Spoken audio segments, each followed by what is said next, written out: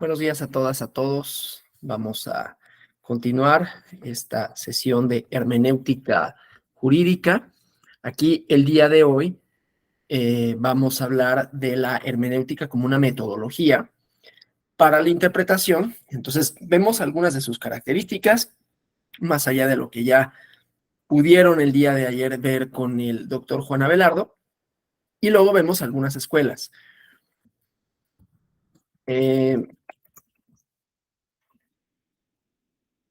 Déjenme nada más.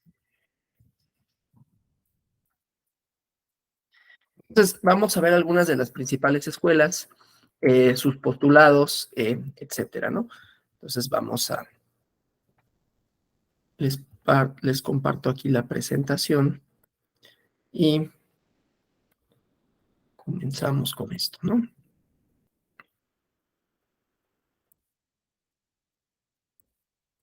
Les decía, como metodología,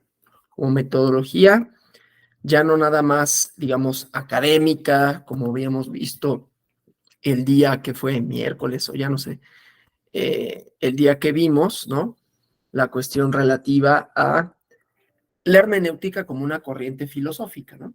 Y algunos de los postulados, que desde luego siempre los postulados teóricos tienen una relación con la metodología, porque en todo esto, pues la pregunta es cómo conocemos, ¿no?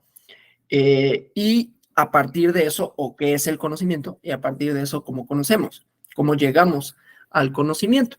Entonces, la discusión entre positivistas y hermeneutas justamente va por ahí, ¿no?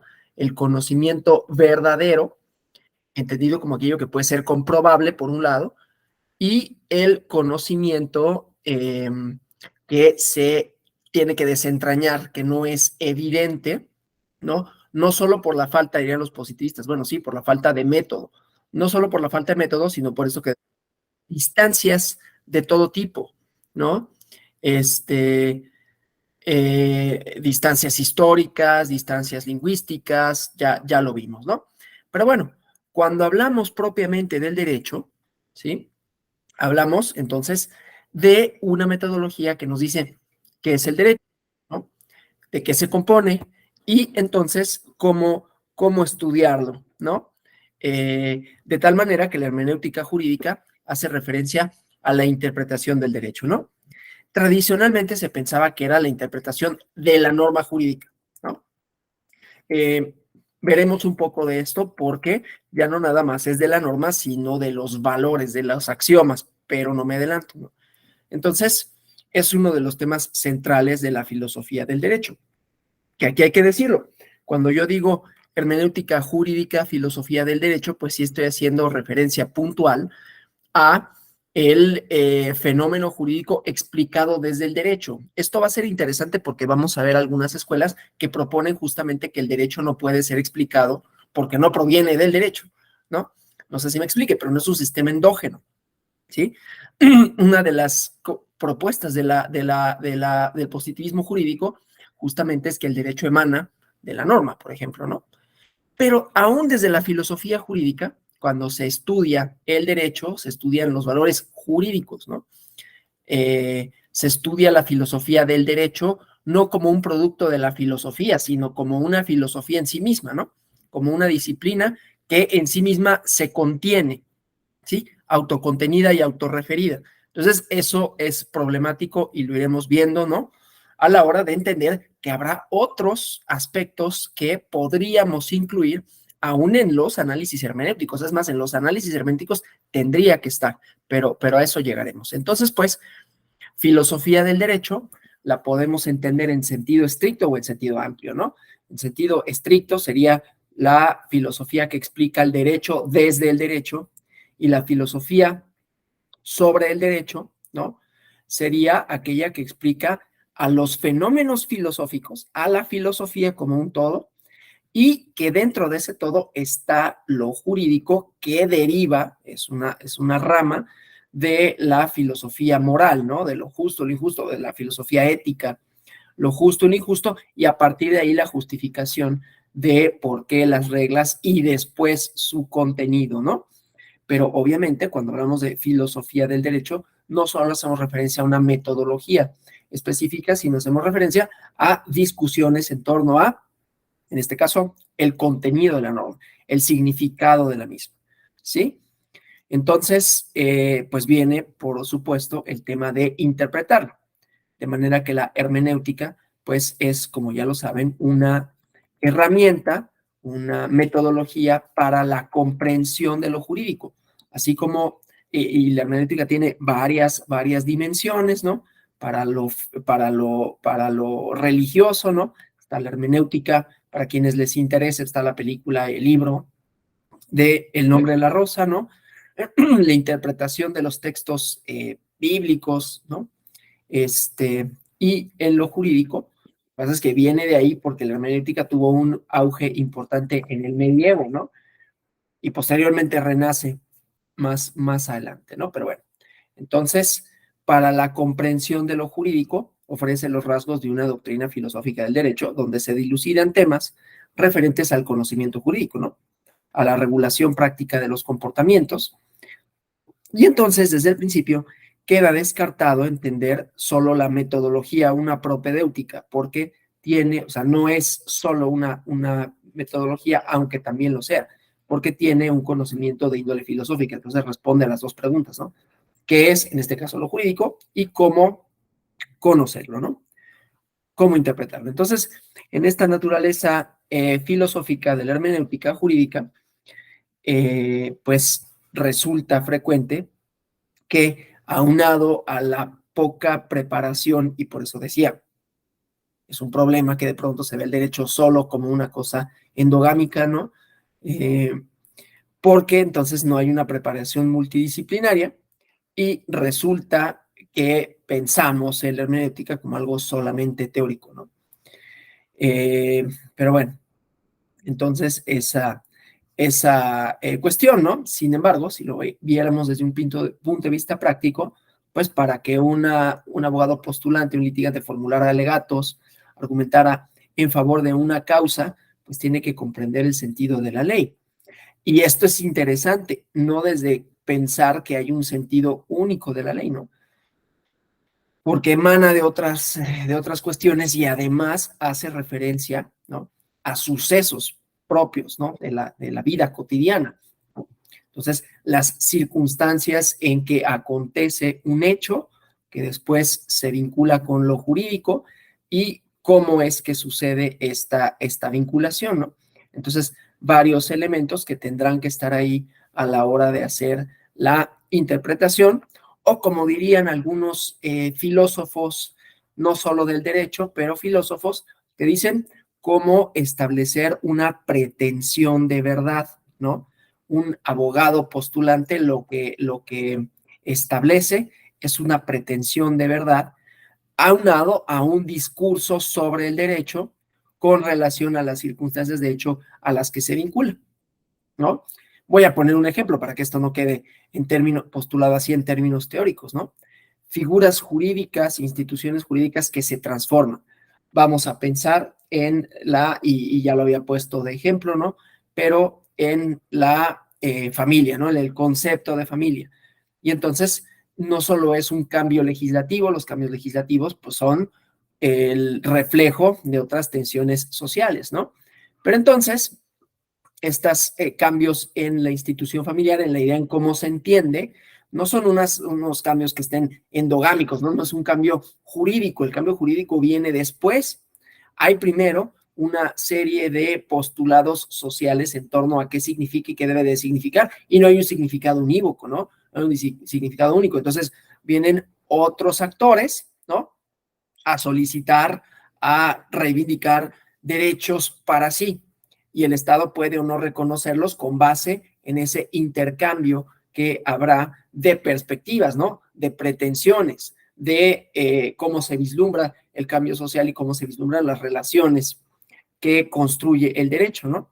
Entonces, no es nada más que el sentido de la ley sea el único y descubrir la senda por la cual debe de caminar un asunto, sino dilucidar cómo esa ley, esa fórmula abstracta, ¿no? tiene una relación con el entorno y cómo ese entorno puede alimentar de manera distinta y por lo tanto formular una pretensión de verdad tal que me permita, en el caso del ejemplo, sostener que las relaciones modernas de familia no son únicamente binarias, por ejemplo, ¿no? Y entonces que puede haber otras organizaciones, otras organizaciones sociales que abarquen ese concepto, ¿sí? Entonces no nada más, comprendí el sentido de la ley, porque no es una camisa de fuerza. Comprendí que esto me da la pauta para valorar, ¿no?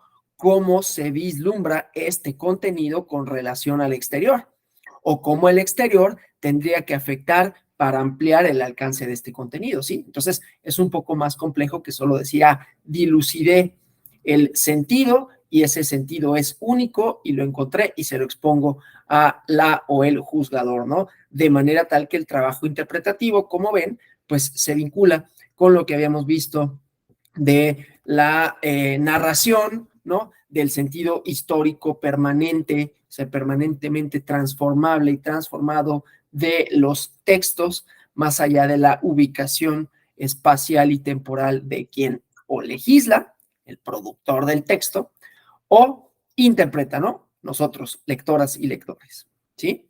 Porque muy seguramente más adelante, pues irán mutándose, irán transformándose otras de las instituciones, de manera tal, entonces, que ni los valores jurídicos, aunque su enunciación sea una, definen en una y para todo las circunstancias que pueden suceder, ¿sí? Entonces, argumentar en torno a una causa también es observar el entorno y construir una narración en torno, valga en torno al entorno, ¿no? Con relación al entorno, ¿sí? Y luego, bueno, viene el trabajo de la dilucidación del juez cuando individualiza esa cuestión de el significado del contenido, pero que le dota de significado, no es un significado que esté, lo repito e insisto en eso, que esté para siempre totalmente definido, ¿sí? Sobre todo ahora que, como saben, ¿no? Ha cambiado el sentido de entender la ley. Ya veremos las escuelas, ¿no? Las escuelas del exégesis, etcétera, pero ha cambiado el sentido que se le da tanto a la ley como productora de significados, ¿sí? Como a la labor jurisdiccional a la hora de aplicar esos significados, ¿no? Porque hay una labor más creativa, digámoslo así, no artística, ¿no? No es un arte, ¿no? Por ahí hubo alguna vez alguien que osó decir eso, ¿no? El amparo es como un arte. No, no es un arte, es una técnica, ¿no? Tampoco hay que sobreestimar las cosas, pero creadora en el sentido que habíamos dicho el día miércoles, ¿no? Construye los significados a partir de los cuales nos movemos en el tiempo y en el espacio. Entonces, configura a la persona en sus límites y en sus características, ¿sí? Aunque no físicamente, pero sí simbólicas de significado. Y sin ellas, pues no podría ir a la calle y solicitar un pago, ¿no? Porque no soy empleado, es una categoría jurídica. No soy un ciudadano y entonces no podría ejercer mi derecho de voto o no podría solicitar un pasaporte y entonces ir a otro país. Eso no son categorías jurídicas a final de cuentas, ¿sí? Que me dan un reconocimiento que no se encuentra en mi persona, pero que me dotan de un significado que me permite establecer otro tipo de relaciones. En ese sentido, es creador de, ¿no? Bueno, entonces, pues la aplicación de la norma de los valores implica trabajos previos de interpretación, no solo para el juzgador, sino de todas las que le llaman los abogados operadores jurídicos, cuya intención sea fundamentar un razonamiento basado en el ordenamiento jurídico, ¿sí? Entonces, la aplicación de una proposición jurídica, de una pretensión de verdad, debe preceder la exacta averiguación de su contenido. Aquí yo me separo con esa de exacta averiguación, porque no hay una idea exacta del contenido ideal de la norma, ¿no? En el sentido de esto que vimos son cambiantes, se transforman esas relaciones jurídicas, entonces no hay tal cosa como una verdad jurídica para siempre, ¿no? Podrá haber verdad en algún momento determinado con una serie de condiciones, siempre a partir de un entorno, ¿no? Que es el que alimenta en realidad el contenido de la norma, ¿no?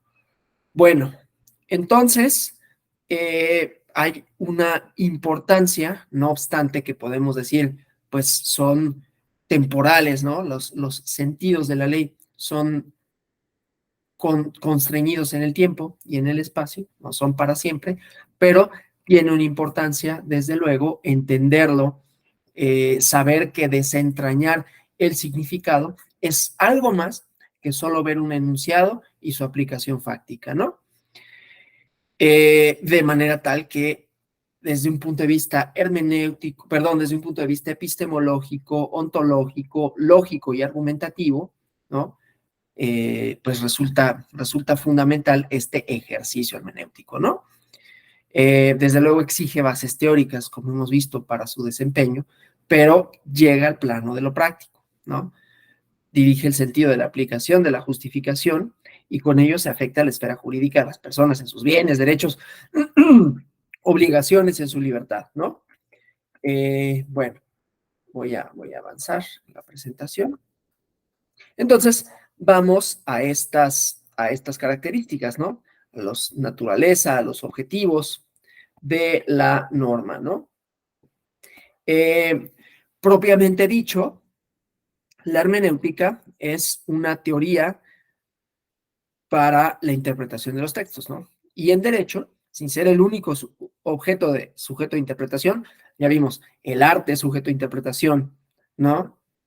Eh, aún el arte menos abstracto, ¿no? Es sujeto de interpretación y habrá los elementos para hacerlo, ya no solo Duchamp, ¿no? Que vimos ahí el mingitorio, sino otro tipo de representaciones artísticas, ¿sí?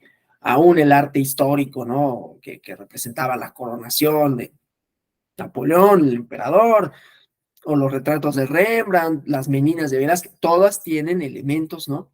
Que vamos a ir desentrañando significados. Bueno, una de las grandes incógnitas del arte es la Mona Lisa, ¿no? ¿Quién era la Gioconda? ¿Quién era esa modelo? ¿Existía o no? Hay teorías que dicen, no, pues es que una representación de Da Vinci, y luego la sonrisa esta tenue, ¿no?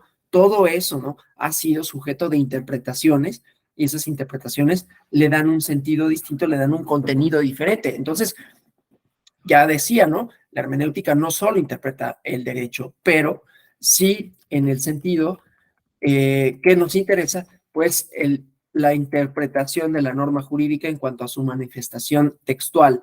En el entendido, lo vuelvo a subrayar, y perdón que sea tan insistente, de que los textos son móviles en el sentido que vimos el miércoles, ¿no? En el sentido que abren una serie de sendas, ¿no? Una serie de panoramas que pueden, ¿no? Implicar una relación con el lector que le va dotando de significados más allá de la intención originaria del autor. Rebasa al autor, ¿no? A la autora. En este caso, a los legisladores. Entonces, no son sinónimos la hermenéutica y la interpretación, ¿no? La interpretación puede pensarse como un proceso, como una actividad y como un producto. Un proceso es la operación cognitiva del intérprete en busca del contenido significativo de las normas, ¿no? Con relación a conductas y demás realidades concretas. Toda norma jurídica, desde su concreta aplicación, tiene que ser interpretada sin importar su grado de claridad. Desde otra vertiente, la interpretación jurídica como producto es el resultado de ese proceso cognitivo que lleva a cabo el intérprete, ¿no? Como ven, la interpretación es algo bastante más restringido que la hermenéutica, que es desentrañar un significado, ¿no? Construirlo inclusive, ¿no?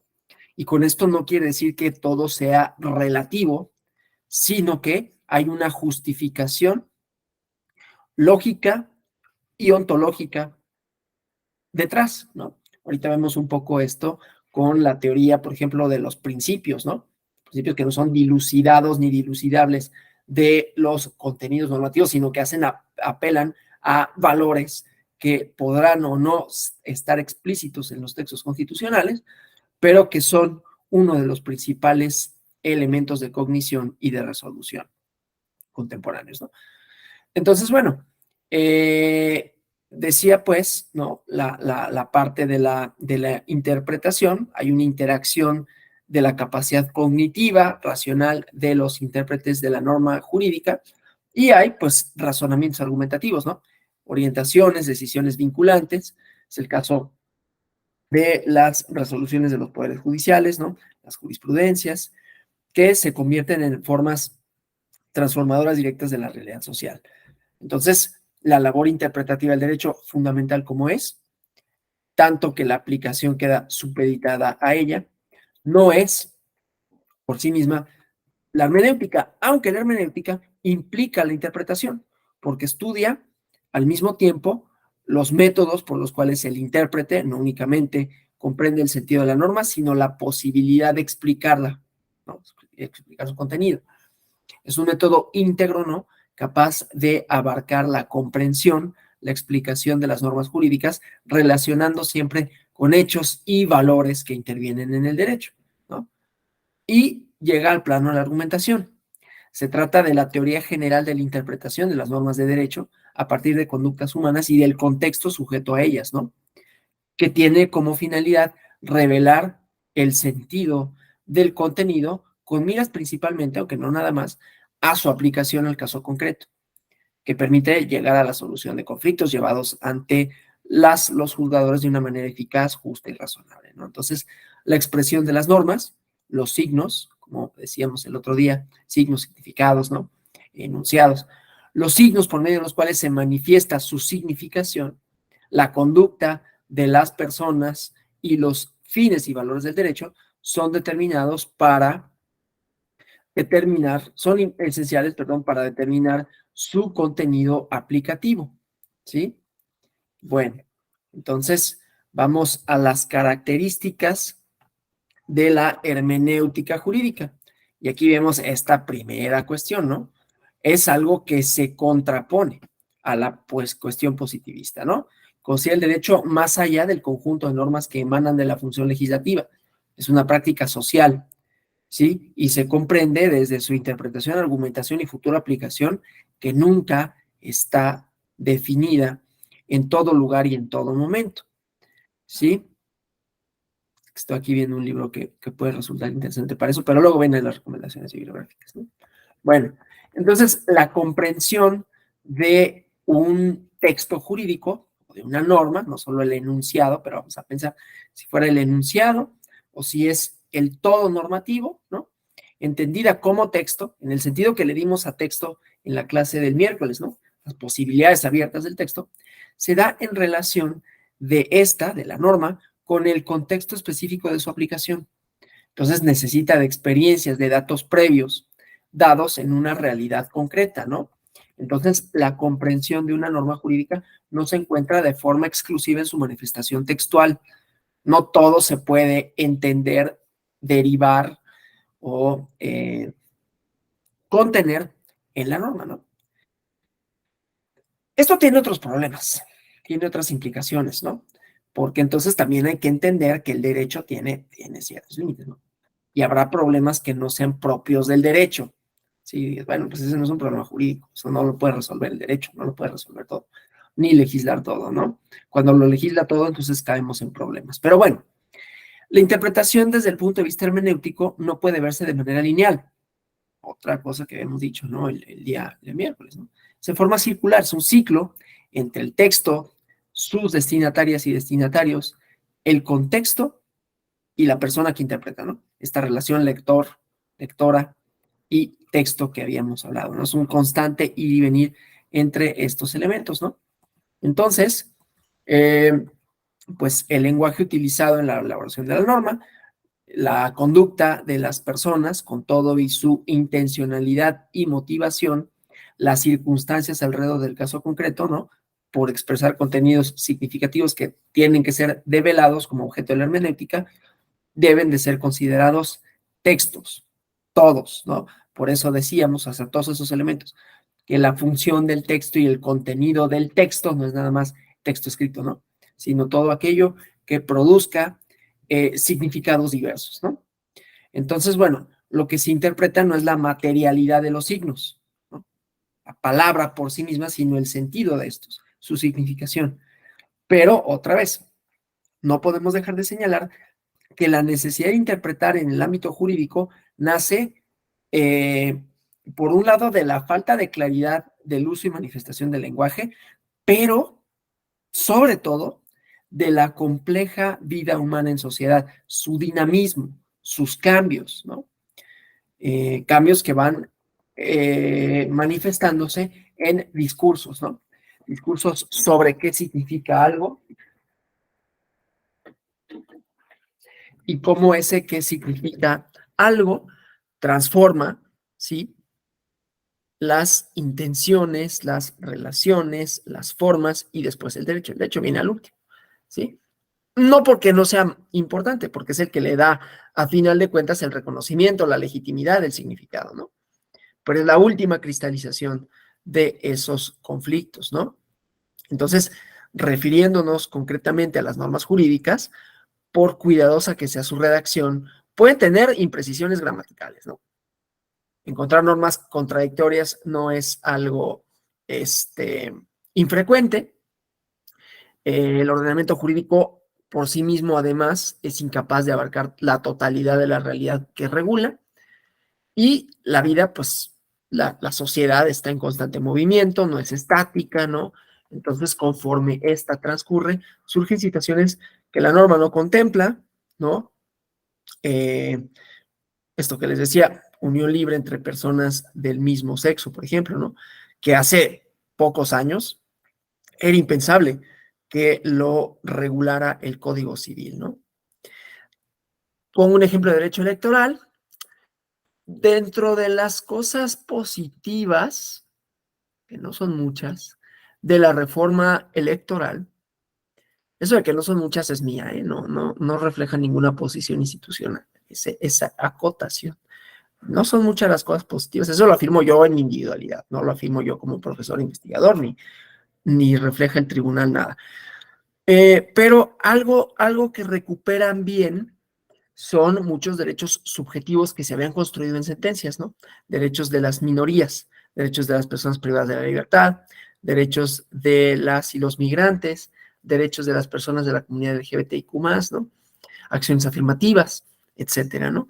Entonces, esto solo para decir, lo regulado en la norma a veces es producto de lo resuelto en sentencias por tribunales constitucionales, pero a veces es producto de otro tipo de movilizaciones, ¿no? Movilizaciones sociales que van, o formas sociales, ¿no? Que dejan de reconocer en la práctica, no es que desconozcan, sino dejan de reconocer la camisa de fuerza que en algún momento puede significar un orden normativo, ¿no? Esto de decir, bueno, las uniones que reconoce la ley solo son entre hombre y mujer, no ahora, desde luego, no, pero bueno, pues sí, pero de todas maneras hay otro tipo de uniones.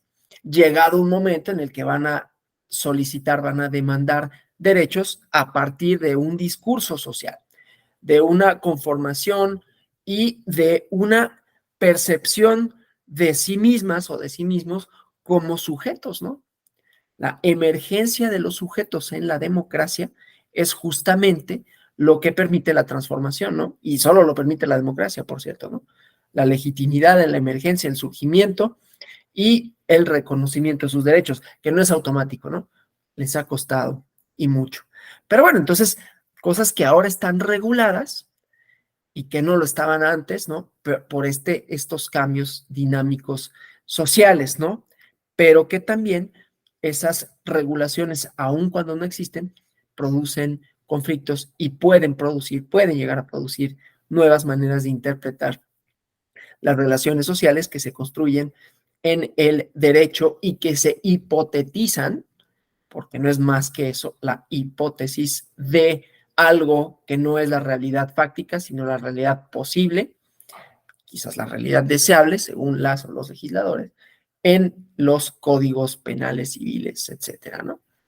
Entonces, el texto de la norma jurídica, independientemente de cuánto lo intente, ¿no? Nunca podrá valerse por sí mismo para abarcar toda la realidad y todas las situaciones a las que pretende hacer referencia en su ejercicio aplicativo, ¿no? Dice un teórico que les gusta mucho a los abogados, ¿no? H.L.A.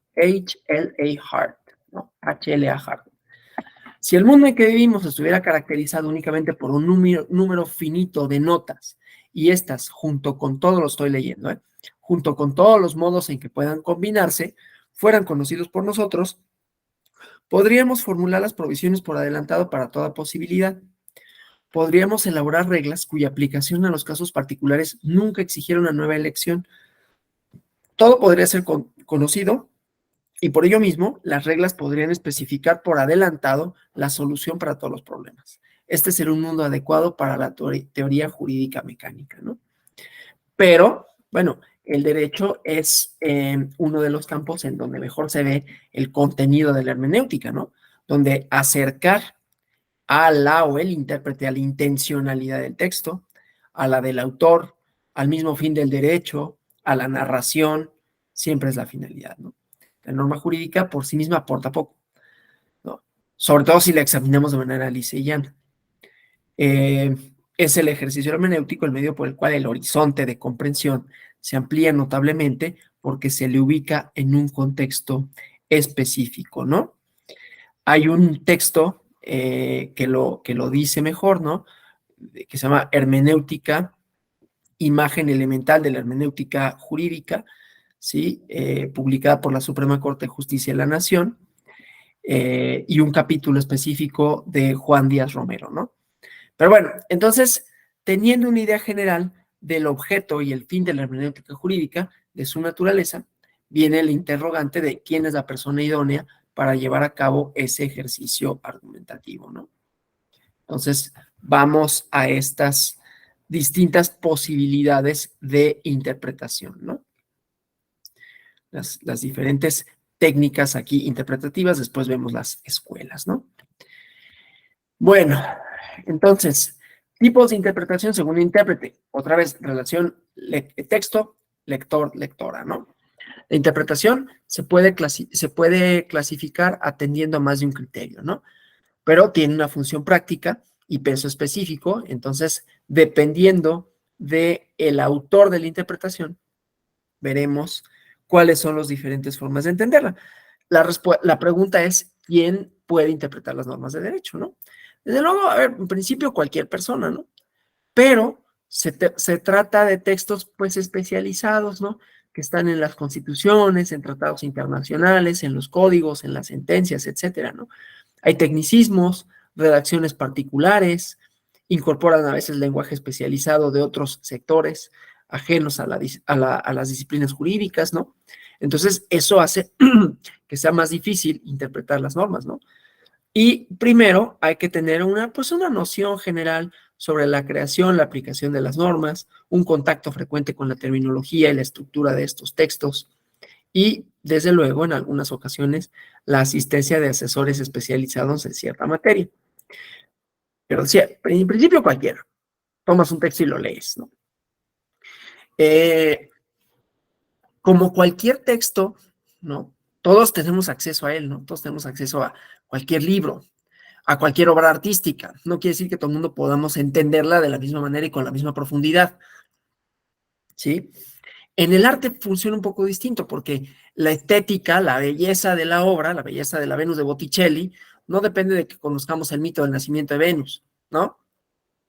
Si lo conocemos mejor, porque, que si la espuma, ya nació la espuma, porque le había arrancado, había castrado, ¿no? A la persona, le echó ahí al mar sus genitales, y de ahí se formó Venus, pues está bien y nace en la concha, ¿no?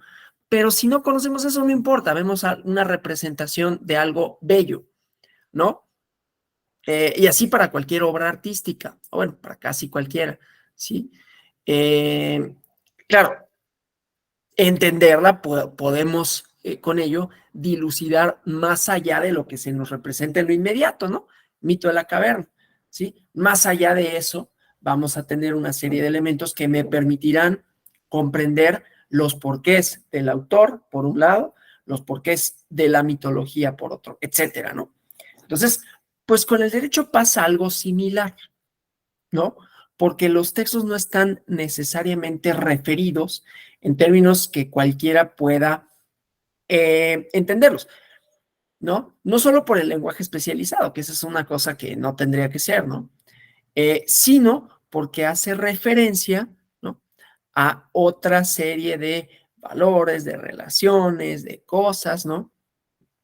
Que que no es necesario, pues, para lo cual es necesario, pues, tener un cierto conocimiento del sistema jurídico, de los valores del derecho, ¿sí?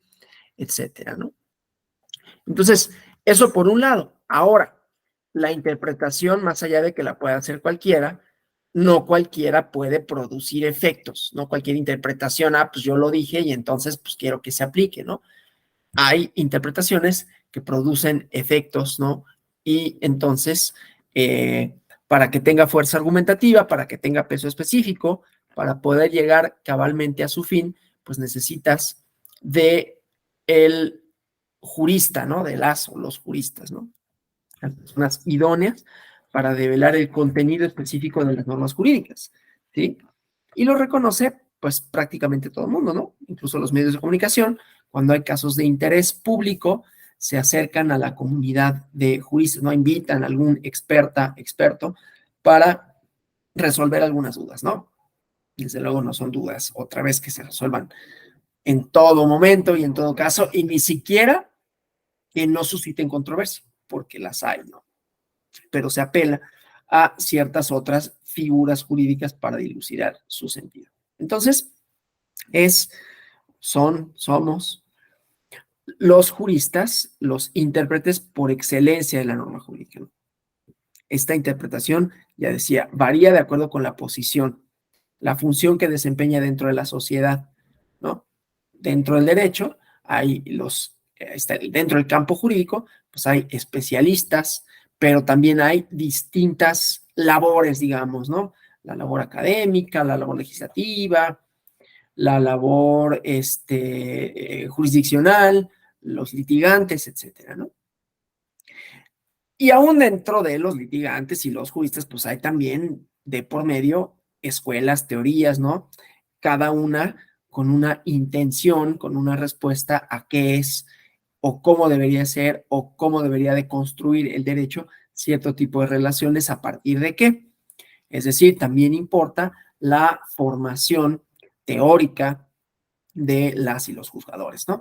Algo que en Estados Unidos lo tienen muy bien resuelto y que claro que tiene efectos de interpretación, ¿eh?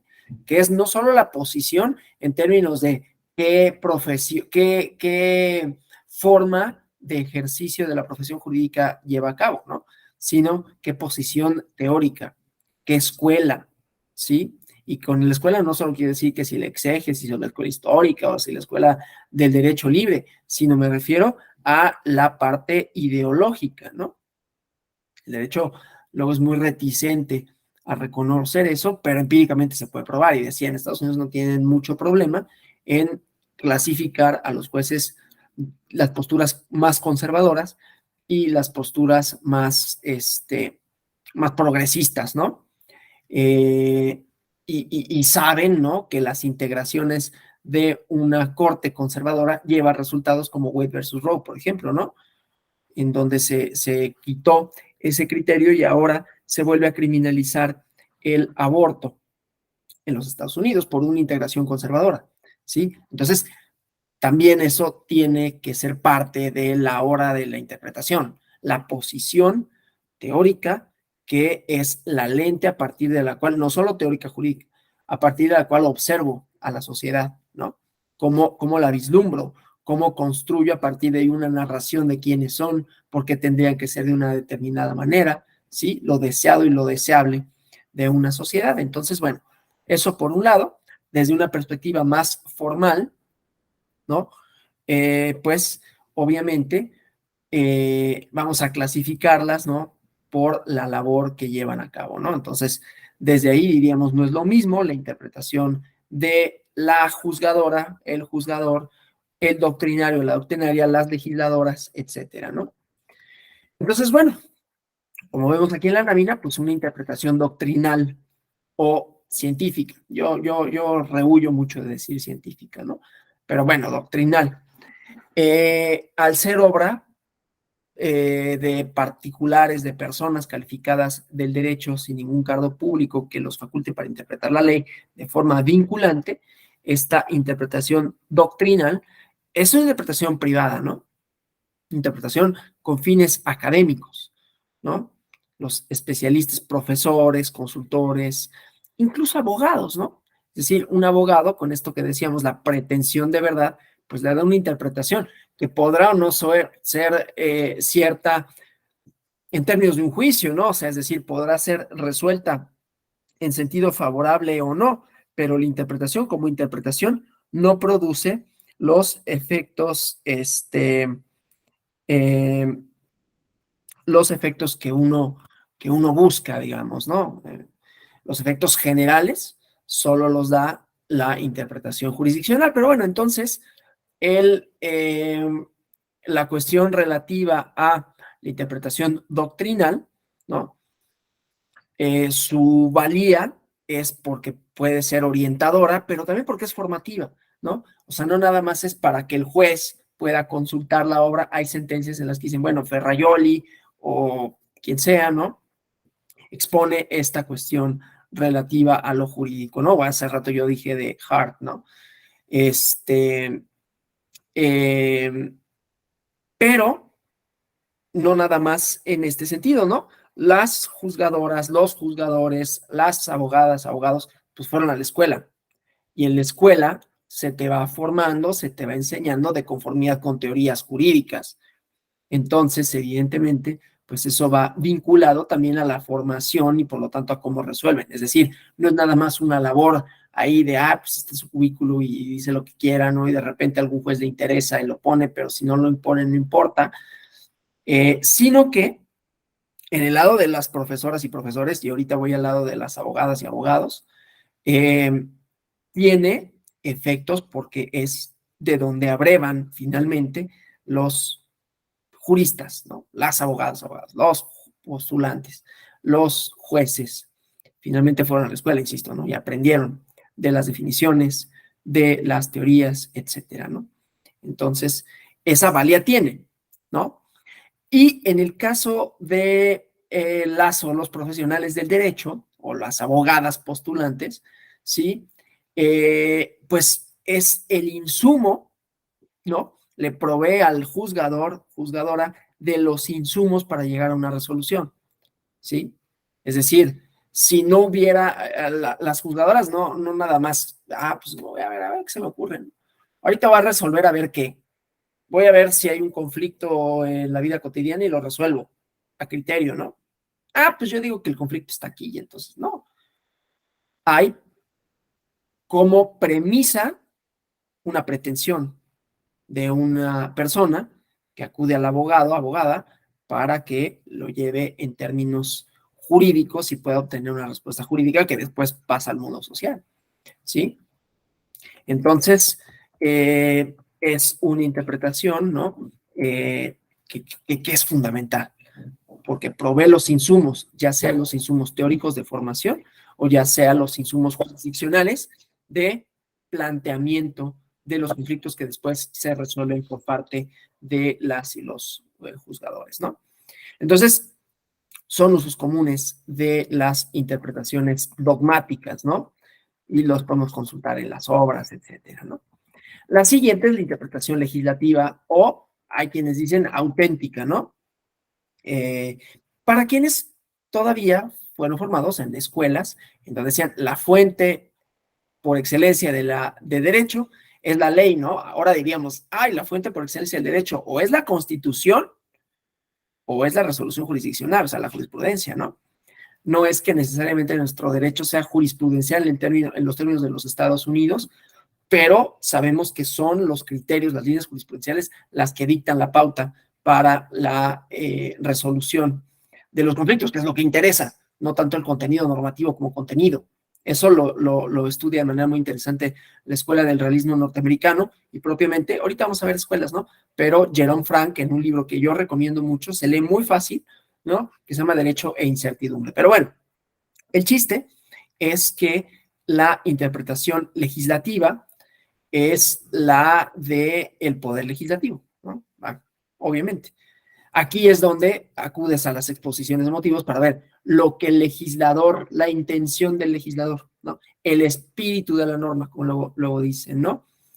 Y está dado el cargo de la persona que lo redactó, es de carácter oficial o pública, ¿no? Muchas veces tiene que ver con el alcance, el sentido de la ley, interpretar mediante otra ley secundaria, por lo que tiene una obligatoriedad general, ¿no? Puede brindar claridad sobre cómo debe aplicarse la norma correspondiente. Voy a poner un ejemplo, no por hacer polémica, solamente para ejemplificar una cosa que en el derecho electoral resultó después controversial en términos jurídicos, ¿no? Una reforma a la ley de comunicación social, ¿no? Y luego un criterio interpretativo que se publicó en el Diario Oficial de la Federación. Y en ese criterio interpretativo hablaba de la libertad de expresión de funcionarios y funcionarios públicos en tiempos electorales y los límites de lo que se tendría que entender, que después recupera la reforma. Eso yo digo, no dice el tribunal, yo digo personalmente, no para bien, con relación a la propaganda y el uso de recursos públicos, ¿no? El chiste es que sale este criterio, sale publicado en el Diario Oficial de la Federación y decía, pues los funcionarios públicos pueden, en ejercicio de su libertad de expresión, manifestar sus preferencias políticas por candidatos. Lo único que no pueden es haciendo uso de recursos públicos. Está limitado a eso, ¿no? El chiste es que sale este criterio, pero había una restricción constitucional porque este criterio tenía implicaciones electorales y las reformas electorales o todo lo que se refiere a los procesos electorales, se tienen que publicar hasta 90 días antes de celebrar la elección. Y como ese criterio no cumplía, entonces fue declarado inconstitucional por la Corte, por ese motivo, no tanto por su contenido, ¿no? Entonces, bueno, eso solo para decir que había un criterio interpretativo, pero que rompía con una lógica, en este caso, secuencial constitucional, ¿no? Bueno, el chiste es que era una interpretación.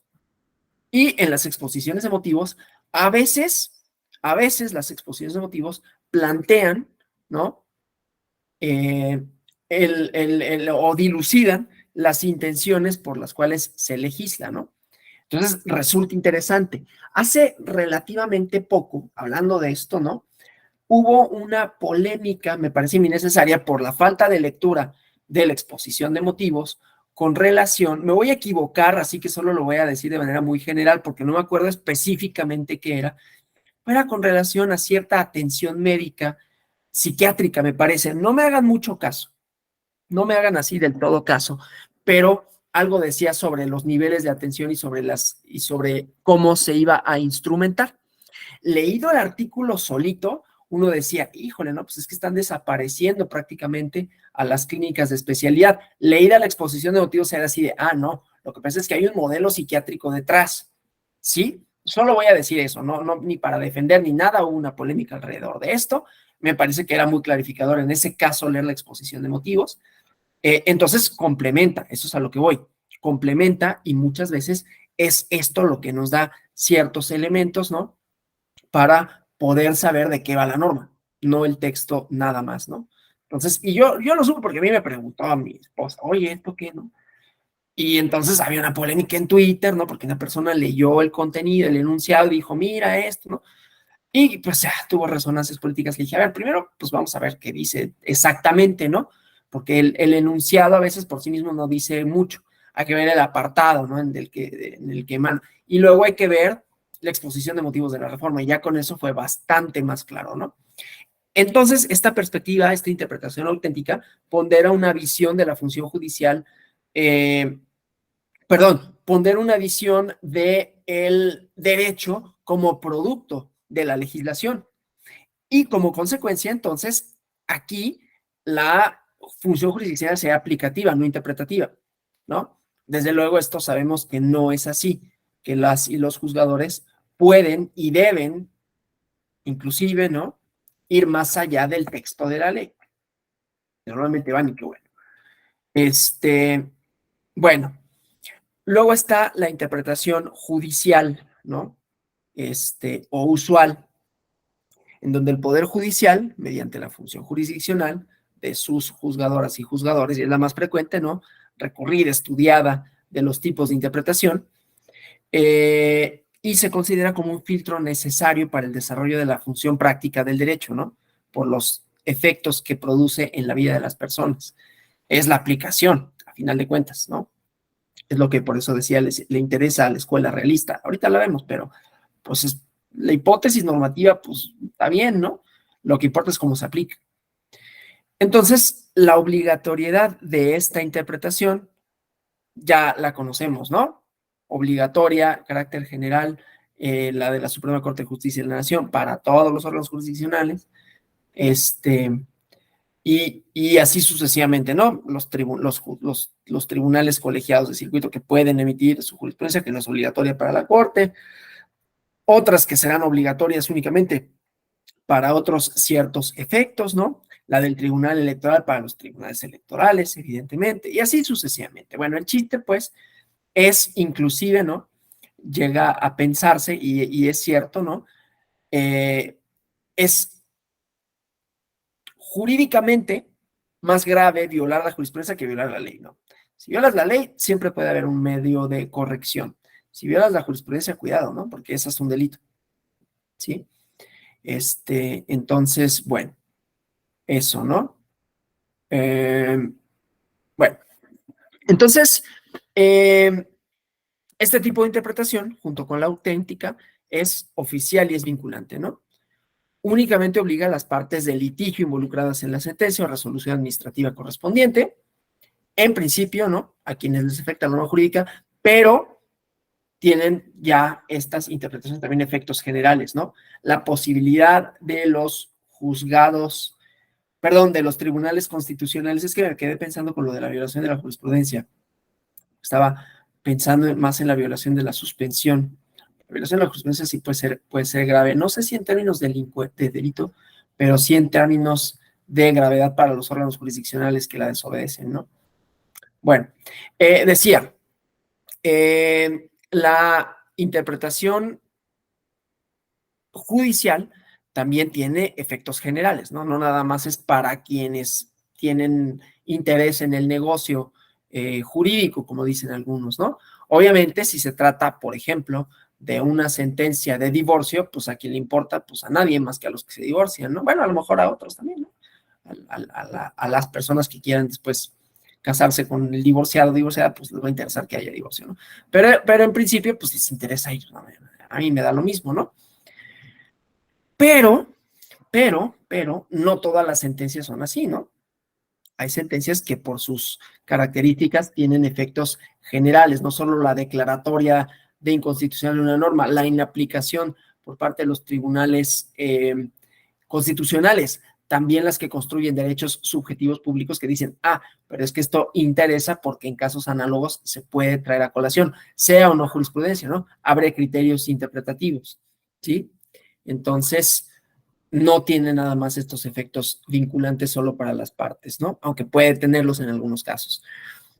Bueno, entonces esa parte, ¿no? Ahora vamos a las escuelas. Escuelas de interpretación jurídica, ¿no? Déjenme acá para verlos, porque luego... Entonces, bueno, así como tratar de definir al derecho, los métodos hermenéuticos, que son muchos, y las diferencias entre uno y otro emanan de la influencia de las doctrinas que tengan sus autoras, sus autores, y de la concepción que se tenga del derecho, el del sentido de la norma jurídica, ¿no? Entonces, obviamente, las escuelas, como decía, importan, ¿no? Son los que proporcionan las teorías y a partir de eso, pues definen una metodología, ¿no? Entonces, los métodos son clasificados y estudiados según sus características dentro de las diversas escuelas hermenéuticas, ¿no?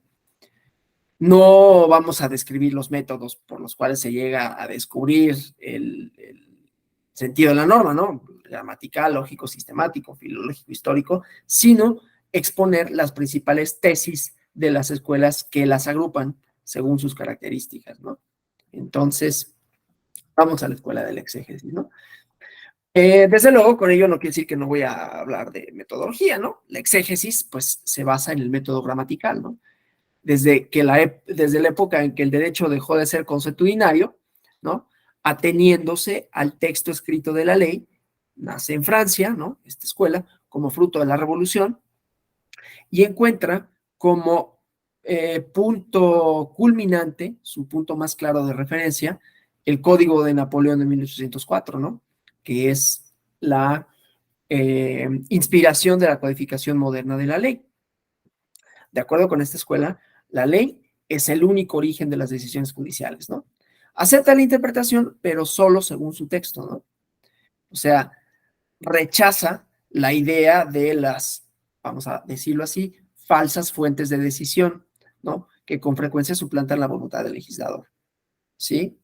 Eh, buscaba sobre todo, y no se puede culpar, limitar la arbitrariedad o desterrar la arbitrariedad, que es una preocupación del positivismo jurídico también, ¿no? Que no quede como a la decisión de, bueno, pues es que el juzgador es progresista, entonces pues va a tener una perspectiva, pero si es conservador, no, que diga lo que dice la ley a partir de un método cierto y llegue a un resultado concreto. No se puede, pero es la intención. Pero bueno, entonces, digo, y no se puede porque pues el contenido normativo, que es el insumo, puede ser injusto, ¿no? Y entonces pues no es una operación numérica en donde pues siempre o casi siempre, ahí ya no me voy a pelear, yo sé que los matemáticos no estarán de acuerdo conmigo, pero bueno, para efectos de nuestro universo numérico restringido como es, pues siempre 3 por 3 es 9, ¿no? No, en este campo, digamos, fácil de la aritmética, ¿no?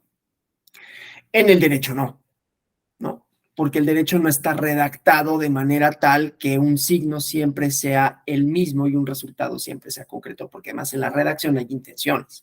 Y esas intenciones no necesariamente van a suponer abarcar para todos los derechos, ¿no? Entonces, por eso. Pero bueno, entonces la idea pues es que se desvincule la decisión del juzgador, juzgadora, de las falsas fuentes de decisión, ¿sí? Que suplantan la voluntad del legislador, los precedentes, los usos no reconocidos expresamente con la ley, la equidad, consideraciones de utilidad general, principios generales del derecho o los axiomas de ciencias afines, ¿no? Llega al extremo, esta escuela, ¿no? De sostener que el juzgador, juzgadora, en caso de encontrarse con leyes contradictorias, ambiguas o insuficientes para esclarecer la voluntad de la legisladora o legislador, lo más prudente es abstenerse de juzgar, ¿no? O sea, la interpretación de la ley y por tanto la búsqueda de su sentido para los exégetas se refiere a la indagación de la voluntad infalible del legislador, ¿no? Por medio de la expresión textual de la cual se vale para manifestarle códigos, ¿sí? Entonces, la gramática jurídica está por encima, metodológicamente, de la justicia y de la equidad, ¿no? Incluso por encima de la causa motora del legislador para crear una ley. Manifiesta una fe ciega, pues casi irracional, en el texto normativo, cual si fuera un número, ¿no? El cual manifiesta absolutamente la voluntad del legislador, ¿no? Que tiene un monopolio de la formulación del derecho, ¿no? Entonces, la función de los jueces queda reducida a una labor mecánica, ¿no? El juez como boca de la ley, ¿no? Que es una aplicación deductiva en la forma de silogismo o de subsunción, ¿no? Y entonces, pues, no hay que conocer más derecho que la ley, ¿no? La labor interpretativa, entonces, dentro de los parámetros de esa escuela, es bordeada por criterios establecidos en la misma ley, los cuales solían ser muy rígidos, ¿no? Con la intención de no dar lugar a la arbitrariedad y al subjetivismo del juez. También pensemos cuando se escribe, ¿no? Pensemos cuando estas formas se dilucidan, ¿no? O sea, Napoleón estuvo, la Revolución Francesa, ¿no? Bueno, primero las supuestas monarquías absolutas, ¿no? Concentraban el poder o cierto poder, y luego vino el despotismo Robespierre, ¿no? Bueno, ¿cómo se llama? El reino del terror, ¿no? Había arbitrariedad y le cortaban la cabeza a todos por lo que fuera, ¿no? Entonces, pues para tratar de construir algo un poquito más racional, ¿no? Pues limitaron esta arbitrariedad, ¿no? Entonces, bueno, algo similar al ejercicio exegético de las Sagradas Escrituras, ¿no? Que busca la voluntad de Dios en el texto sagrado. Entonces, lleva el intérprete a una interpretación, valga la redundancia, unívoca de la ley. Aquí sí, como si hubiera un solo camino posible, ¿no? Y ese hay que desentrañarlo, y ese único camino posible, pues es el texto de la ley. La escuela de la exégesis designa de manera colectiva a los civilistas franceses, ¿no? A los, y de Bélgica, ¿no? Que enseñaban en el siglo XIX el código napoleónico con la técnica del comentario artículo por artículo, ¿no? Y designa el método o la técnica, las ideas generales que le eran propias, ¿no? Entonces, bueno, los postulados de esta escuela, de los postulados, perdón, de esta escuela, se desprende el método tradicional de aplicación de la norma jurídica del silogismo deductivo, que todavía está vigente, ¿no? Que propone, ¿no? El logos de lo razonable como una forma íntegra, eficaz del ejercicio jurisdiccional, ¿no? Vamos a la siguiente, que es la escuela histórica, ¿no? Bueno, entonces, en la escuela histórica vamos a encontrar un giro, ¿no? Vamos a encontrar diferencias no menores. Una escuela que nace en Alemania, fundada por Gustav Hugo, y luego desarrollada a mediados del siglo XIX por Carl von Savigny. No sé si se pronuncia así, pero bueno.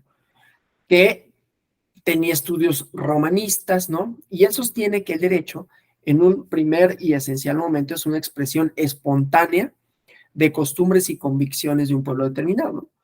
Enmarcado en las condiciones históricas del momento, para luego ser formalizado por la actividad del legislador, no de manera arbitraria, sino con base en las costumbres y en convicciones, ¿no? Recuerda la naturaleza de la función legislativa como representante del pueblo, que son voceros de la conciencia nacional. Entonces, hay una definición, primero, así como en la otra, ¿no? ¿Qué es el derecho? Lo que contiene la norma, dice el exégesis. ¿Qué es el derecho? Un producto, ¿no? Un producto de las costumbres y las convicciones determinadas, pero además, no solo un producto fijo, sino un producto histórico, ¿no? Un producto cambiante, ¿sí? Y entonces, bueno, la legislación lo único que hace es que registra ese producto histórico, ¿no? Algo como lo que podemos decir de los discursos, ¿no? Los discursos de la ley y sobre la ley son justamente, ¿no? Las ideas, representaciones, símbolos, significados sociales en torno a qué significan ciertas cosas, ¿no? En este caso, el derecho, ¿sí? Pero bueno, entonces para Savigny, pues la interpretación de la ley es un procedimiento que permite reconstruir el pensamiento histórico colectivo del pueblo contenido en ella. Entiende que la ley aplicada en el presente tuvo su origen en un momento histórico del pasado, ¿sí? Y entonces es un procedimiento interpretativo que se constituye de 4 elementos. El gramatical, obviamente, sí hace referencia al lenguaje de la ley. El lógico, viene la descomposición del pensamiento, de las relaciones lógicas que lo unen. El histórico, que hace referencia al Estado de Derecho existente cuando se crea la ley, y el sistemático, ¿no? Que es un lazo que une instituciones y normas jurídicas en su vasta unidad, ¿no? Dentro de este proceso interpretativo, considera de forma unitaria estos 4 elementos, ¿sí? El elemento, decía, gramatical, lógico, histórico y sistemático, ¿sí? Entonces, una auténtica interpretación, perdón, no puede desconocer esta evolución histórica de la norma ni el sistema jurídico de donde proviene. Entonces, para descubrir el sentido, ¿no? Resulta útil hacer un análisis de toda legislación, así de los motivos concretos que la originaron. Hay un estudio que no es jurídico en sentido estricto, ¿no? Pero que me gusta y que cito y que leí muy interesante, en donde se vislumbra bien esto, que se llama la edad de oro la edad de oro de la psiquiatría. A ver, permítanme. El orden psiquiátrico se llama, pero tiene un subtítulo, la edad de oro del, no me acuerdo qué, pero el orden psiquiátrico de Robert Castell. Y entonces lo que hizo Robert Castell es que se preguntó cómo se construyó, él es Foucaultiano, ¿no? Entonces tiene esta noción del orden, del poder, de la disciplina y de los instrumentos jurídicos, no en términos marxistas para dominar, pero sí en términos de relaciones de poder que se manifiestan en el derecho. Y entonces él se preguntaba cómo se construyó la idea de la locura, que es una pregunta que ya le había hecho Foucault en su libro clásico, ¿no? La historia de la locura en la edad clásica, en la época clásica, 2 tomos. Y entonces él dice, pero ¿cómo se construyó jurídicamente la idea? Y el discurso científico a partir del cual se justificó la intervención médica y la reclusión de los privados de la razón, lo que sea que eso signifique, que tiene un significado científico, pero él va destruyendo un poco, deconstruyendo esa parte, ¿no? Y entonces dice, ¿cómo se creó ese problema? ¿Por qué empezó a ser un problema al que intervino el derecho y que además intervino el derecho como facultador, pero además involucró también a la ciencia para decir, no, pues sí, hay que atenderlos de manera distinta y hay que clasificarlos de otra forma, ¿no? Y da los porqués, ¿no? Pero el chiste es que él hace un análisis de la legislación. ¿Qué dijeron los legisladores en ese momento, no? Estoy buscando otro trabajo que tengo por aquí. Está un poquito difícil de tomarlo. Que se llama Los orígenes de la ley negra, así se llama, ¿no? En español así le pusieron, de Edward P. Thompson, que habla de cómo se construyó un sistema jurídico, desde luego nada igualitario, ¿no? Que permitía y permitió durante mucho tiempo aplicar una ley para criminalizar a las personas afrodescendientes, ¿no? Entonces, igualmente se va a las actas de las discusiones, cómo esto se convierte en un problema, por qué, pero obviamente atravesado por una ideología ahí racista, ¿no? Pero el chiste, pues, es que eran circunstancias históricas, ¿no? Menos que condenar eso, sí, que racista. Sí, pero había circunstancias históricas, no que lo justificaran, porque no lo justificaría, sino que explican por qué esa norma daba cuenta de una serie de prácticas y legitimaba otras, ¿no? Y así sucesivamente. Hay un documental que les recomiendo que vean que se llama Enmienda 13. Está en una plataforma de streaming, ¿no? Les digo, yo no hago publicidad de plataformas, pero es una plataforma de streaming que se llama Enmienda 13, el documental, y que tiene igualmente, van dilucidando los porqués históricos de eso que después en la legislación norteamericana pues ha permitido un montón de abusos, ¿no? Pero entonces hay intenciones, hay posiciones, hay ideas, realidades históricas que van conformando a lo jurídico, ¿no? Como si fueran capas de una cebolla, ¿no? Entonces, bueno, esto quiere decir que el intérprete tiene que considerar que la ley tiene vida propia, independiente de las funciones del Estado, incluida la legislativa, que en todo caso la limitan, perdón, la formalizan y la protegen, ¿no? El intérprete, entonces, la intérprete tiene que considerar la ley como un prototipo susceptible de ser llenado de contenido, según las necesidades históricas de cada lugar. Entonces, la interpretación ponderada por esta escuela es aquella que mejor se adapte a las necesidades del momento, ¿no? Contrario a lo que sostiene la escuela de la exégesis, deja un abanico abierto de posibilidades y libertad a la función jurisdiccional. Es un modelo interpretativo que con frecuencia se utiliza en la jurisprudencia, ¿no? Cuando la ley no contempla una solución a casos concretos surgidos con posterioridad al momento de creación. Voy a poner un ejemplo de derecho electoral, ¿no? En el caso, por ejemplo, de las medidas afirmativas, ¿sí? Las medidas afirmativas podrían estar o no legisladas, ya están legisladas, están contempladas en la reforma electoral. Podrían tener o no un asidero constitucional, es decir, que estuvieran mencionadas o no en la Constitución, ¿sí? Y las medidas afirmativas ayudan, entre otras cosas, para que en una sociedad democrática, lo cual tiene sus componentes históricos, y a eso voy, ¿no? Impliquen una representación distinta de las personas. Entonces, vamos por partes, ¿no? Una serie de personas, sujetos colectivos, ¿no? Que reclaman para sí una serie de derechos, ¿no? De representación. ¿Por qué los órganos legislativos, en el entendido otra vez, ¿no? De que los insumos para las resoluciones jurisdiccionales, pues son las demandas, ¿no? Así como los insumos para el órgano legislativo, pues serían las demandas sociales, políticas, etcétera. Pero bueno. Entonces, pues, pues ¿por qué no tenemos representación, no? ¿Por qué no tenemos representación en las cámaras, en los órganos partidistas, etcétera, ¿no? Y entonces la solución no era pues porque en la ley no dice que tú debas de tener, dice que todos son iguales ante la ley y bajo ese entendido pues eres igual y no tendrías por qué tener un derecho preferente. Pero resulta que la práctica lo que ha hecho es que con base en esa idea tan aparentemente amplia de la libertad, lo que ha supuesto pues es que has invisibilizado, has marginado a otros grupos sociales y entonces no les has dado representación. Entonces hay que añadir una cosa extra que sea congruente con los principios democráticos. ¿Y cuáles son los principios democráticos? Entre otros, la pluralidad, ¿no? Entonces, para que puedas reflejar esa pluralidad, la composición social que es heterogénea, pues esto se tiene que reflejar en tus órganos de representación.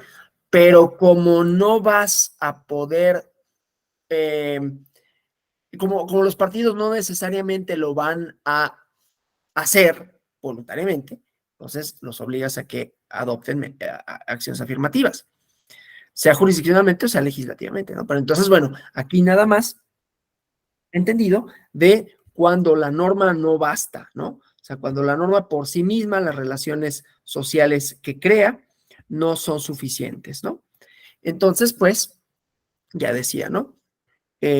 Surgen con posterioridad problemas concretos, ¿no? Que no estaban contemplados por la legislación. Y entonces hay que hacer una dilucidación, ¿no? Obviamente hacer un uso metodológico de este modelo como sistema general de interpretación dentro de un sistema jurídico abre margen para la subjetividad, ¿no? Y puede caer en una equivocidad, ¿no? O sea, equívocos distintos, ¿no? Entonces, por eso es que la ley exige requisitos para la formulación de este tipo de interpretaciones e inclusive para la formulación de jurisprudencia, ¿no? Numéricos, etcétera, ¿no? Entonces, bueno, eso, ¿no? Hay muchos aciertos de la escuela histórica, ¿no? Pero obviamente el derecho no se justifica tan solo por el proceso de la historia y de la conciencia nacional, ¿no? Es algo más que solo eso, ¿no? Entonces, dota de mayor flexibilidad esta escuela la labor interpretativa de los jueces porque no lo sujeta al sentido de la norma jurídica exclusiva de la voluntad de la legisladora, pero tiene riesgos, ¿no? Pierde de vista problemas de justificación y valoración del derecho, ¿no? Entonces, eso con la escuela histórica. A grandes rasgos, vamos a la escuela de la interpretación, perdón, de la libre investigación científica, ¿no? Entonces, bueno, en un contexto jurídico, ¿no? Donde predominaba la tesis exegética, la plenitud hermenéutica autónoma de la ley escrita para comprender todos los elementos necesarios en la solución de cualquier situación jurídica que se presentara y donde la labor interpretativa de los juristas se veía reducida a la aplicación de la norma jurídica según este método tradicional del silogismo deductivo, viene un autor francés, François Genis, que publica una obra llamada Método de Interpretación y Fuentes de Derecho en Derecho Privado Positivo. Genis, preocupado por la labor del jurista práctico, las abogadas, abogados, afirma que la ley escrita no es suficiente para resolver los problemas enmarcados en situaciones históricas y sociales concretas que se plantean a los tribunales. Esto que les decía, los insumos, ¿no? Por esta razón hay que recurrir a otras fuentes, ¿no?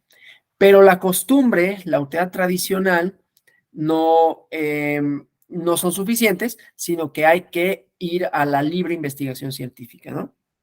Entonces, más que un principio lógico contenido en su codificación, la ley es una manifestación de la voluntad consciente, encontrando cabida desde esta perspectiva la interrogante por el propósito del legislador. Entonces, hay que investigar no solo el sentido semántico de las palabras que integran los códigos, sino principalmente las realidades sociales concretas en donde se busca que la ley produzca los efectos pretendidos por su autor, ¿sí?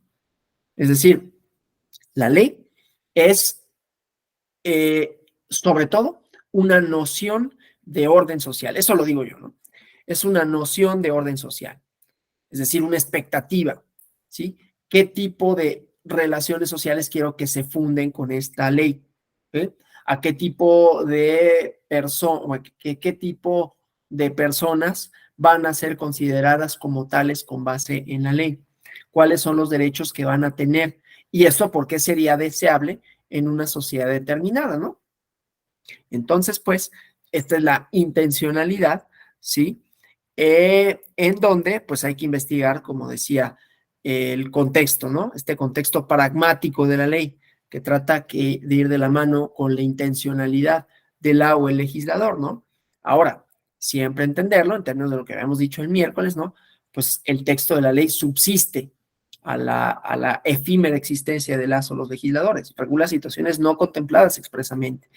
Entonces, este panorama pone a las o los intérpretes ante una interpretación de la ley que excede las fórmulas legales que fueron incapaces de brindar una respuesta al caso concreto, ¿no?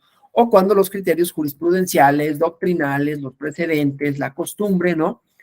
Que proporcionan varias soluciones posibles. Frente a este horizonte es que la juzgadora echa mano de la libre investigación científica que le servirá de guía respecto a la decisión a tomar. Entonces, la libre investigación científica es una fuente secundaria que guía la decisión de los jueces, ¿no? Pero resulta trascendente especificarla, ¿no? Es libre, dice, porque no está sometida a una autoridad positiva. Es científica porque solamente puede hallar bases sólidas en los elementos objetivos que son descubribles por la ciencia. Entonces, la interpretación del juez tiene que ser objetiva, ¿sí? Hay esa preocupación, libre de todo influjo personal. Tiene que fundamentar su decisión sobre principios seguros de naturaleza objetiva que rodeen las situaciones concretas sometidas a su juicio. Y a esto solamente se puede acceder por un minucioso examen de la naturaleza de las cosas, ¿no? Entonces, eso implica que la libre investigación científica se base en el análisis de ciertos elementos, digamos, previos, ¿no? Ciertos elementos, ¿no? Datos previos o reales, ¿no? Las condiciones de hecho que enmarcan la vida humana y que son percibidas por los sentidos como las realidades físicas, psicológicas, los hábitos sociales. Datos históricos, ¿no?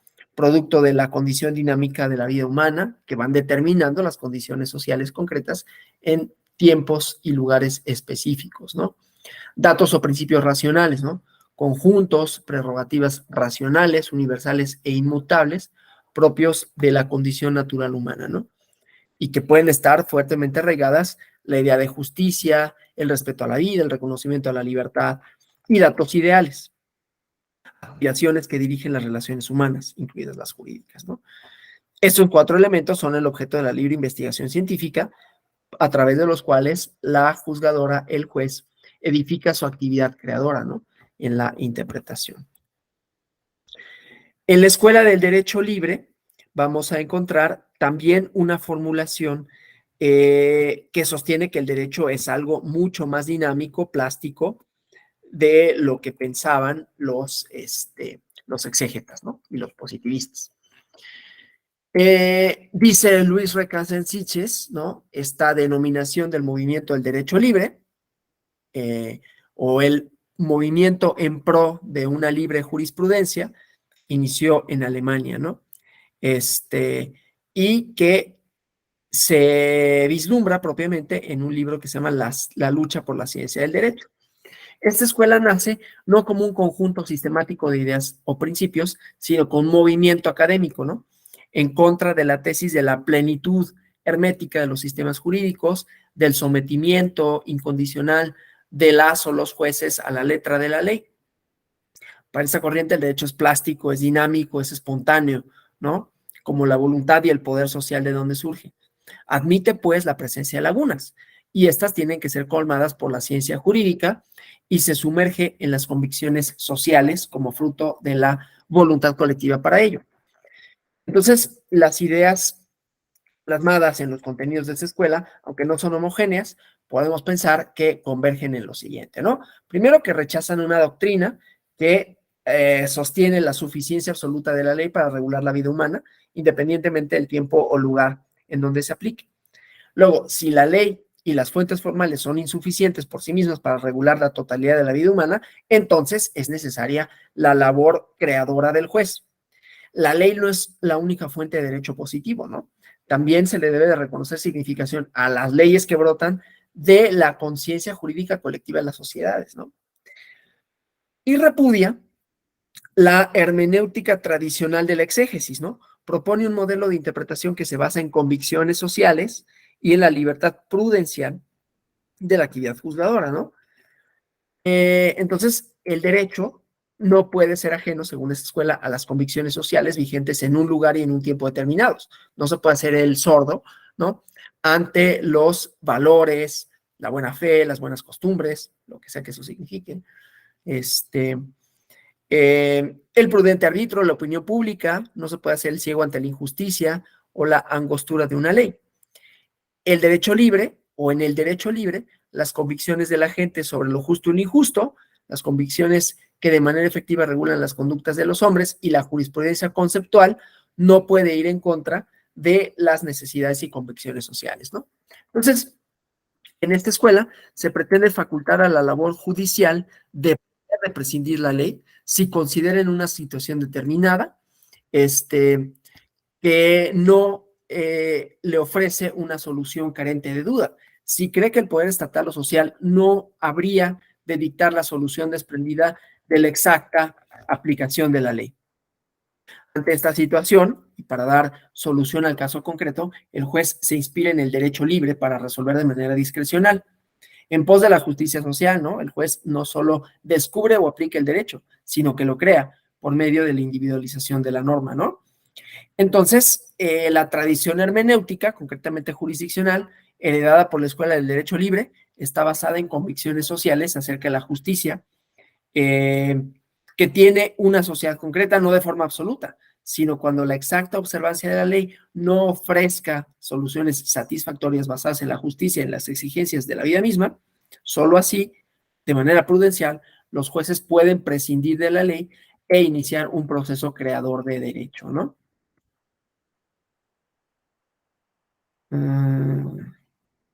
Bueno, entonces vamos a la siguiente, ¿no? El realismo jurídico norteamericano, que ya les había adelantado sus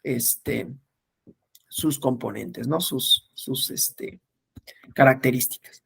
Están entre sus principales representantes Underhill Moore, Jerome Frank, Charles Clark, Herman Oliphant, que se manifiestan en contra de la concepción. Aquí siempre es importante ver, las escuelas responden, lo habíamos dicho con el positivismo, ¿no? ¿A qué responde el positivismo? ¿Cuál es la idea detrás del positivismo? Y luego la hermenéutica confrontada con esta, ¿no? Entonces, en este caso, se confrontan contra el common law, ¿no? Que pensaba, ¿no? Cuerpo de normas jurídicas omnicomprensivo, capaz de juzgar la totalidad de los casos habidos y por haber. Se le llama realismo jurídico por el intento de buscar la realidad efectiva sobre la cual se apoye y de la cual emana el derecho vigente de un país. Y es la función jurisdiccional el lugar en donde lo encuentra. El derecho real y efectivo para esta escuela consiste en la resolución del órgano jurisdiccional a cada caso particular, ya que las leyes y reglamentos únicamente constituyen presunciones probables, hipótesis, pero no dan una respuesta absoluta carente de duda. Entonces, en esta última y originaria instancia, es la resolución judicial la que lo hace. En tanto los jueces no solucionen la litis por medio de la interpretación y la aplicación de las leyes, estas no son derecho. Son, insisto, hipótesis, ¿no? Son cosas que pueden o no suceder. Porque en el fallo judicial, lo vinculante para las partes no es la ley escrita, nacida de la voluntad del juzgador, sino la resolución. Entonces, para el realismo jurídico norteamericano, la actividad jurisdiccional es el monopolio, tiene el monopolio de la creación del derecho positivo. Las leyes, antes de ser aplicadas, son pautas en papel que no solucionan conflictos, ¿no? Es el juez quien las hace efectivas y reales por medio de sus decisiones. Y están mucho más allá de la lógica formal, ¿sí? Entonces, el movimiento realista lleva a una crítica a la concepción mecánica de la función judicial como un silogismo, ¿no? Entonces, la concepción del derecho desde esta escuela es un sistema, de normas mutables que deben adaptarse a las circunstancias nacientes de cada lugar. Por tal razón, la seguridad jurídica, la exacta observancia de la ley, se suprimen por un cambio en sentido progresivo, donde los jueces, por medio de la interpretación, se encargan de plasmar la realidad al solucionar conflictos, ¿no? Y de este modo llevan a cabo la labor interpretativa hacia un terreno equívoco extremo, ¿sí? Les comentaba del libro Derecho e Incertidumbre, ¿no? La idea que funda, de alguna manera, cierta parte del orden jurídico es la certidumbre, la certeza jurídica, ¿no? La predictibilidad, el margen de predictibilidad que se tiene con relación a la aplicación de la ley. Lo que pasa es que dice, hay incertidumbre porque no sabemos cómo se va a aplicar, ¿no? Y él va dando cuenta de ese no saber, ¿no? De esa contingencia que va también en función a cómo los jueces, cuando aplican la ley, pues tienen ideologías de por medio, ¿no? Y entonces, bueno, entonces el realismo jurídico, el derecho como es, como se resuelve, no como dice la ley que sea, ¿no? Bueno, pues esto con relación a las escuelas jurídicas, aquí yo me detengo, pero damos el espacio correspondiente para si hubiera de haberlas preguntas o comentarios.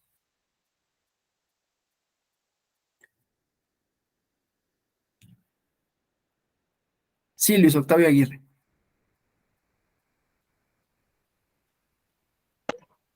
Sí, ¿qué tal? Buenos días. Nada más hace una definición concreta de hermenéutica, pero no, la quería anotar, nada más no la alcancé a notar. Dice la interpretación de las normas jurídicas en su implicación, en su aplicación, algo así. Bueno, es que a lo mejor no, si no lo investigo. No, pues para eso estamos acá. Decíamos, es la interpretación del derecho, tradicionalmente de la norma jurídica. Es una forma universal de comprensión de lo jurídico que ofrece los rasgos de una doctrina filosófica del derecho, donde se dilucidan los temas referentes al conocimiento jurídico y a la regulación práctica de los comportamientos. Esa es una aproximada definición de la hermenéutica jurídica, ¿no? Como filosofía y como herramienta. Lo que pasa es que no le había escuchado del todo, por eso hice ese gesto, ¿no? Pero aquí tengo yo en mis apuntes mis definiciones, ¿no? Ok, muchas gracias. No, de nada. ¿Alguna otra cuestión? Sí, Fátima, Samantha. Hola, buenos días. Hola, buenos días. Muchas gracias por la clase. Solamente tengo una duda con respecto a qué escuela es la que predomina en la tradición jurídica mexicana, porque al momento de que las estábamos estudiando, yo dije, bueno, creo que aquí, pero después vimos otra y dije, bueno, creo que también tenemos parte de esto. Creo que tenemos como un mix, o no sé si me pudiera aclarar cómo esa situación. Gracias. Sí, la escuela propiamente se le denomina neoconstitucionalismo, ¿no? Que es aquella que justamente, contrariamente a lo que sostiene el positivismo jurídico, en función a que la norma son a que el derecho es una serie de normas positivas que se hace una interpretación a partir de métodos lógicos formales, plantea que hay principios, ¿no? Principios jurídicos fundamentales que pueden o no estar explicitados en la ley, pero que son parte del contenido constitucional democrático, ¿no? Y entonces estos valores, estos principios, estos axiomas pueden, insisto, estar o no, pero explicitados, pero que se pueden dilucidar de los contenidos de las constituciones democráticas, ¿no? Dentro de sus principales exponentes, pues está Ferraioli, desde luego, ¿no? Hay un libro del Tribunal Electoral del Poder Judicial de la Federación que se llama Principialismo Electoral, que da cuenta de Robert Alexi también, ¿no? La teoría y va ligado a metodologías tales como la ponderación y los test de proporcionalidad, ¿no? En donde hay en el orden normativo, ¿no? Hay valores o hay principios y hay reglas, ¿no? Y de cómo los principios a veces pueden estar sujetos a contradicción el uno del otro y las reglas tienen que contenerse en los principios, ¿no? Y eso da cuenta de distintas formas de interpretación del orden constitucional, ¿no? Entonces sería como esa la corriente, digamos, jurídica predominante. Que desde luego los hay positivistas también, ¿eh? pero diríamos también el neoconstitucionalismo. Gracias. No, de nada. ¿Alguien más? Bueno, pues si no hubiera nada más, yo les agradezco por su presencia y por su asistencia en esta clase, la del miércoles, la del martes, esperando que haya sido pues interesante, claro, que hayan quedado resueltas las dudas, planteadas otras, desde luego. Les deseo un feliz fin de semana y seguimos en otras actividades académicas o de este mismo diplomado, pues nos seguiremos viendo. Muchas gracias y hasta luego. Gracias. Feliz fin de semana.